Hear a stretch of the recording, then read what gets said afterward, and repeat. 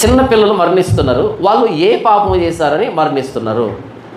లేదా ఊహ తెలియనటువంటి వ్యక్తులు, లేదా మతిస్థిమితం లేనటువంటి వ్యక్తులు, లేదా చాలా మంచిగా నియమనిష్టలతో బ్రతికేటువంటి వ్యక్తులు కూడా మరణిస్తూ ఉన్నారు. చాలా మంచిగా కనబడుతూ ఉంటారు, వాళ్ళు కూడా మరణిస్తూ ఉంటారు. వయసు భేదం లేకుండా, లింగ భేదం లేకుండా, ప్రాంతీయ భేదం లేకుండా మానవుడు మరణిస్తూ ఉన్నాడు. మరణం ఎప్పుడు వచ్చింది? పాపం చేశారు కాబట్టి మరణం వచ్చింది. మరొకసారి చదివినిపిస్తాను చూడండి. అలాగుననే మనుషులు అందరూ పాపం చేస్తున్నందున మరణము అందరికీ సంప్రాప్తమైను. ఒకవేళ ఈ మానవ జాతిలో ఎవరైనా పాపం చేయకుండా ఉంటే ఆ వ్యక్తి మరణిస్తాడా?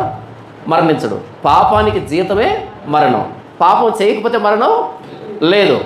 మరి అందరం మరణిస్తున్నాం అంటే అందరం పాపం చేస్తున్నాం. మరి చిన్నపిల్లలు కూడా పాపం చేశారు కాబట్టి మరణిస్తున్నారు. ప్రశ్న ఏంటంటే, చిన్నపిల్లలు ఎప్పుడు పాపం చేశారు? వాళ్ళకి ఇంకా ఊహ తెలియలేదే, వారికి ఇంకా అంత జ్ఞానం లేదే, వారు ఇంకా పాలు తాగుతున్నారు కదా. వాళ్ళు ఎప్పుడు పాపం చేశారు అని అంటే, వాళ్ళు ఆదాములో పాపం చేశారు అని అంటున్నాడు. మరొకసారి చెప్తున్నారు, చాలా జాగ్రత్తగానండి. వాళ్ళు ఆదాములో పాపం చేశారు. దేవుడు తన పోలికలో తన స్వరూపంలో ఆదామును చేస్తే, ఆదాము తన పోలికలో కయ్యనుని మిగిలినటువంటి పిల్లలకు అన్నాడు. ఆదాము పోలిక కయ్యనుకు వచ్చిందంటే, చేతికి వచ్చిందంటే, మిగిలినటువంటి పిల్లలకు వచ్చిందంటే ఈ పైన ముక్కు మొహం మాత్రమే వచ్చిందని అర్థమా? లేకపోతే అంతరంగంలో ఉన్న అవయవాలు కానీ అంతరంగ స్వభావం కానీ సంక్రమించింది అని కూడా అర్థం వస్తుందా? ఆదాము తన స్వరూపంలో బిడ్డలను కన్నాడు అని అంటే ఆదాము పై రూపమే వచ్చిందా, అంతరంగ రూపం కూడా వచ్చిందా, అంతరంగ స్వభావం కూడా వచ్చిందని అర్థమా? పై రూపమేనా? మొత్తంగా ఆదాము జిరాక్స్ కయ్యను. అవునా? మొత్తంగా ఆదాము జిరాక్స్ కయ్యను. ఆలోచన కానీ, మాట కానీ, చూపు కానీ, అంతరంగం కానీ ప్రతిదీ ఆదాము లాంటి వ్యక్తికి ఆదాము జన్మనిచ్చాడు.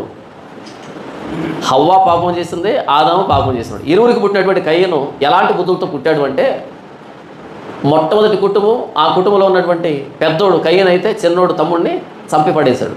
ఎంత మంచివాడు అయి ఉంటే! ఎక్కడి నుంచి వచ్చింది ఈ లక్షణం కయ్యనుకి?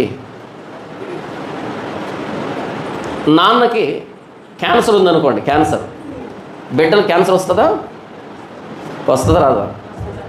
ఖచ్చితంగా వస్తుంది. ఒకవేళ మొదటి జనరేషన్లో రాకపోతే సెకండ్ జనరేషన్లో వచ్చేదానికి కావాల్సిన జన్యువు ఈ మొదటి జనరేషన్లో ఉండి తీరుతుంది. ఒకవేళ సెకండ్ జనరేషన్ రాకపోతే థర్డ్ జనరేషన్లో వచ్చేటట్టుగా ఆ జీన్ అక్కడ ఉంటుంది. నాలో ఏ జన్యువు ఉంటుందో నా తర్వాత వచ్చే వాళ్ళు కూడా అదే జన్యువు ఉంటుంది. బిడ్డ అంటే తల్లిదండ్రుల ప్రోడక్ట్, వాళ్ళిద్దరు కలిసి తయారు చేసేటువంటి పదార్థం, వ్యక్తి, ప్రాణి. ఆదాము ఎలాంటి వ్యక్తో కయ్యను అలాంటి వ్యక్తే. పాపం అన్నది అంటువ్యాధి, పాపం అన్నది వారసత్వం. పాపం అనేది అంటే వారసత్వం. పురిట్లోనే బిడ్డలు చనిపోతారు, లేదా కడుపులోనే బిడ్డలు చనిపోతారు. మరణం అనేది పాపానికి వచ్చిన పర్యవసానం, పాపానికి వచ్చిన జీతం.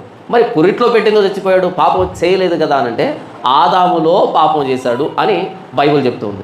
అది ఎలా చేస్తాడు అని అంటే, ఒకసారి హెబ్రీయులకు రాసిన పత్రిక 7వ అధ్యాయము 9-10 వచనాల్లో ఒక మాట వ్రాయబడింది. అబ్రహామును కూర్చున్నటువంటి సందర్భం అది. ఆ సందర్భం మనకు అర్థమైతే మిగిలినటువంటి భాగం అర్థమవుతుంది. అంతేకాక ఒక విధమున చెప్పిన ఎడల 10వ వంతులను పుచ్చుకొను లేవియు అబ్రహాము ద్వారా దశమాంసములను ఇచ్చెను. ఎలాగనగా మెల్కీసెదెకు అతని పితరుని కలుసుకొనినప్పుడు లేవి తన పితరుని గర్భంలో ఉండెను. ఇక్కడ మెల్కీసెదెక్కి దశమ భాగాన్ని ఎవరిస్తున్నారు? అబ్రహాం ఇస్తున్నాడు. కానీ భక్తుడు ఎవరు మాట్లాడుతున్నాడు అంటే, అబ్రహాం మాత్రమే కాదు, అబ్రహాం తర్వాత వచ్చిన ఇస్సాకు, యాకోబు, ఆయన పిల్లలు, అందులో లేవీ గోత్రం. ఆ లేవీ గోత్రం 400 సంవత్సరాలు ఐగుప్తులో నివసించిన తర్వాత సీనాయి పర్వతం దగ్గర అక్కడ ధర్మశాస్త్రం చేయబడ్డం, తర్వాత లేవీ గోత్రం ప్రత్యేకించబడ్డం, తర్వాత ప్రత్యక్ష గుడారం, అందులో సేవ చేసేటువంటి లేవీలు, వాళ్ళు దశభాగం తీసుకుంటున్నారు కదా. ఇంత దూరంలో ఉన్నటువంటి లేవియా జాతి, ఆ గోత్రము దశభాగం తీసుకునే లేవియా గోత్రము అబ్రహాము మెల్కీసెదెకు దశభాగం ఇచ్చినప్పుడే వీళ్ళు కూడా దశభాగం ఇచ్చారు అని మాట్లాడుతున్నాడు. అప్పటికి ఇస్సాకే పుట్టలేదే, అప్పటికి యాకోబు పుట్టలేదే, అప్పటికి మిగిలినటువంటి 12 గోత్రాలు పుట్టలేదే, లేవి పుట్టలేదే, లేవి వ్యవస్థను దేవుడు ఏర్పాటు చేయలేదే, లేవీలకు దశభాగాన్ని ఇంకా ఏర్పాటు చేయలేదే. మరి లేవి ఎలా ఇచ్చాడు అంటే, ఆయన పితరుడైన అబ్రహాము దశభాగం ఇచ్చాడు అంటే ఆ పితరులో నుండి వచ్చినటువంటి లేవి కూడా దశభాగం ఇచ్చాడు. మెల్కీసెదెకుకి అని చెప్తున్నాడు. అవునా? అంటే అబ్రహాము ద్వారా లేవి దశంభాగం ఇచ్చింది మనకు అర్థమైతే, మరి ఆదాము అతిక్రమం చేస్తున్నప్పుడు, అవిధేయుడిగా ప్రవర్తిస్తున్నప్పుడు ఆదాములో మనమంతా అతిక్రమం చేశాము, ఆదాములో మనమంతా పాపం చేశాము. నాన్న ఆస్తి ఎవరికి వస్తుంది? పిల్లలకు వస్తుంది. కొంచెమైనా పక్క వ్యక్తికి వెళ్తుందా? పొరపాటు కూడా మొత్తంగా పిల్లలకే రావాలి. నాన్న పోలిక పిల్లలకు రావాలి. మరైతే నాన్న చేసిన అవిధేయత పిల్లలకు రాదంటారా? సంక్రమిస్తుందంటారా? సంక్రమిస్తుంది. దీని గురించి రోమిలు రాసిన పత్రిక 5:12 అపోస్తలుడైన పౌలు మాట్లాడుతాడు. మరొకసారి చాలా జాగ్రత్త వినండి. ఇట్లుండగా ఒక మనుషుని ద్వారా పాపమును, పాపము ద్వారా మరణమును లోకములో ఏలాగు ప్రవేశించెనో అలాగుననే మనుషులు అందరూ పాపము చేసినందున మరణము అందరికీ సంప్రాప్తమాయను. మరణిస్తున్నాడు అంటే పాపం చేశాడు అని. మరి పిల్లలు ఎప్పుడు చేశారు అంటే వాళ్ళు పుట్టి పెరిగి చేసినటువంటి పాపాన్ని గురించి మాట్లాడటంలే, వాళ్ళు ఆదాములో చేసినటువంటి పాపాన్ని గురించి మాట్లాడుతున్నాడు. ఆదాము మానవ జాతికి ప్రతినిధి, మూల పితరుడు, మూల పురుషుడు. కాబట్టి ఆయన చేశాడు అంటే ఆయనలో నుండి వచ్చినటువంటి మానవ జాతి అంతా కూడా పాపం చేసేసింది ఏదేం తోటలోనే. కనుకనే మరణము అందరికీ సంప్రాప్తమైంది. మరణం అందరికీ సంప్రాప్తమైంది. ఇప్పుడు పుట్టి మనం పెరిగి ఊహ వచ్చిన తర్వాత ఇప్పుడు చేసేది పాపం కాదంట. మనం ఎప్పుడో ఆదాములో పాపం చేసేసాం కాబట్టే మరణం మనల్ని పరిపాలిస్తుంది అని అంటున్నాడు. దీనిని ఇంగ్లీష్లో ఒరిజినల్ సిన్, జన్మ పాపము అని పిలిచారు. దీనిని ఇంగ్లీష్లో ఒరిజినల్ సిన్, జన్మ పాపము అని పిలిచారు. నీ చేతులు నన్ను నిర్మించి నాకు రూపు ఏర్పరచను. నీ చేతులు నన్ను ఏర్పరిచి నాకు రూపు ఏర్పరచను. ఎప్పుడు చేశారు దావీదు దేవుడు?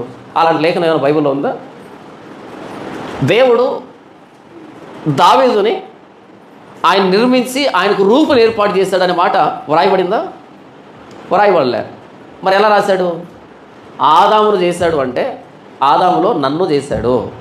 మన ముక్కు కానీ, మూతి కానీ, మన ముఖం కానీ, మన చేతులు కానీ, మన అవయవ నిర్మాణం అన్నది దేని జిరాక్స్? ఆదాము జిరాక్స్ ఇదంతా.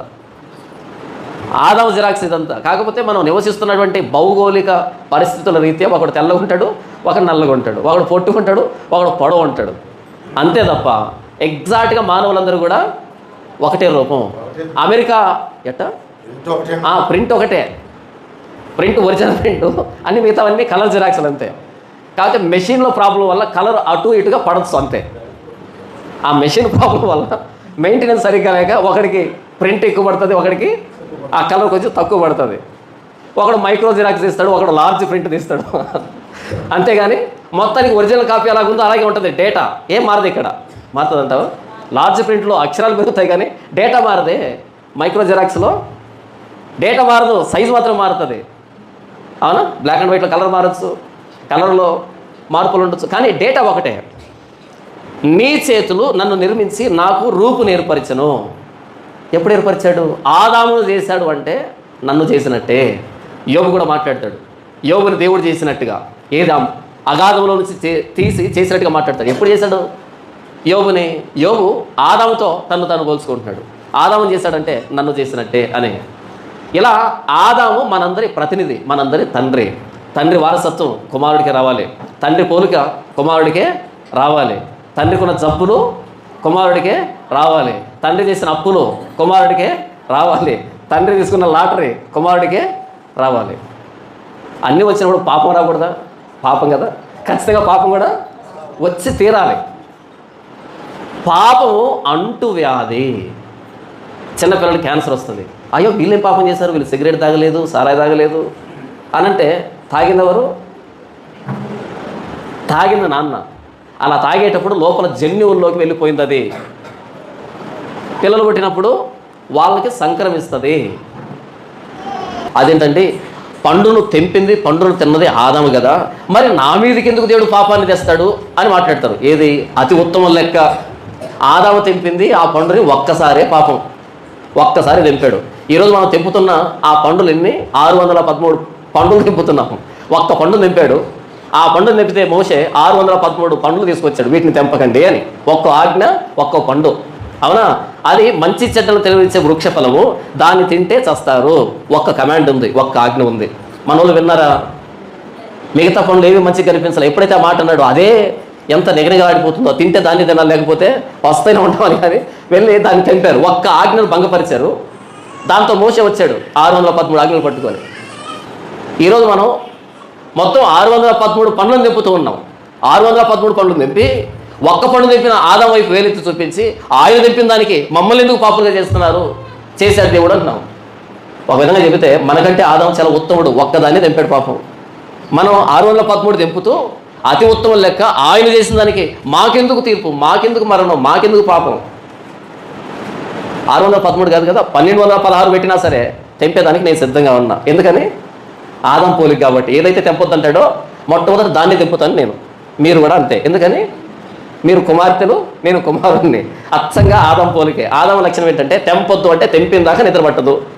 అవునా? వాక్యం ఏదైతే వద్దంటదో దాన్ని చేసిన దాకా మీకు నిద్ర పడుతుందా, నాకు నిద్ర పడుతుందా? పట్టదు కదా. ఎక్కడి నుంచి వచ్చింది ఈ లక్షణం? ఆదాములో నుండి వచ్చింది. ఆదాములో మనమంతా తెంపాం కాబట్టి అందుకు మరణం వచ్చింది. మరణిస్తున్నాడు అంటే పాపి అని అర్థం. ఇంత పాపపు వేరుని లోపల పెట్టుకొని కొన్ని ఆజ్ఞలు పాటించి నేను మంచివాడిని, యేసు ప్రభు మాకు అక్కర్లేదు, మేము ధర్మశాస్త్రాన్ని పాటిస్తామంటే మీకు సమస్య అర్థం కావట్లేదు. జెండు బాంబు పూసుకుంటున్నారు. వచ్చింది వాపు కాదు, వచ్చింది క్యాన్సర్ అని చెప్తున్నాడు ఆయన. పాపం అనేది వాపు కాదు, అది క్యాన్సర్ పుండది.